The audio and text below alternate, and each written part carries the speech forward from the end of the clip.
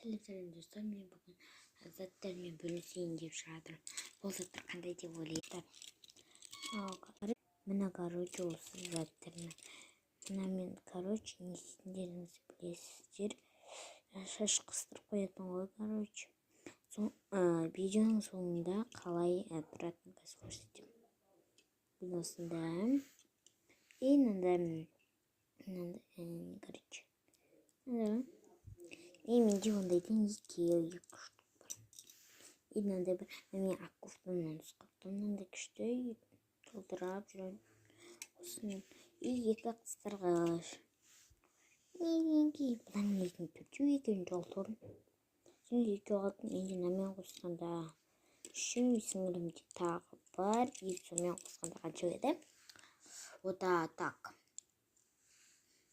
Осындайдан мынандайдан біреу. Короче, ода екеу негізінде бесеу бізде, короче. И вот, қазір видеоның соңында қалдай тұратынын. Мен ямата салдым. Күшті болыпты. Осы жақтарына ғана тағып жатырмын, если что. Басқа жақтарына тақпаймын. Осы нормально секілді таша. Өйткені осы жерден ашқыш ұзын болып келеді. Мен сондықтан осы жерге тағып қойдым. Вот, мына тағы да біреуін тақты. Күшті болыпты. Бұндай тағы да екеу бар, қазір екіншісін. И вот, мен тақтым. Еще күшті болыпты. Анандай баны көрсеткен затты қазір тағатын болады.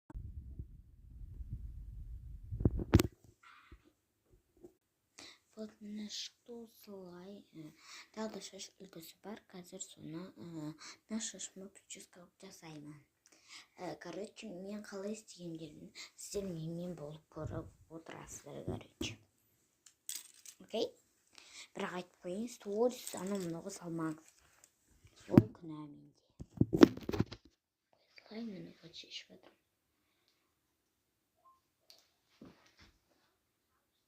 И вот мен тарағымды да әкеп аламын, шашым үшін.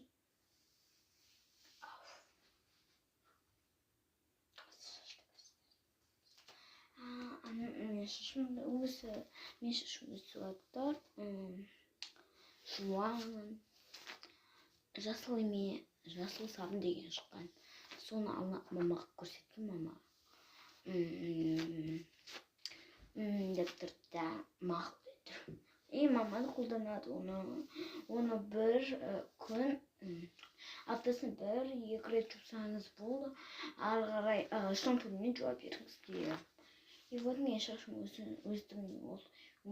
жатыр. Ешқандай шампунь әсер етпейді. Шыққан жуастар болып мені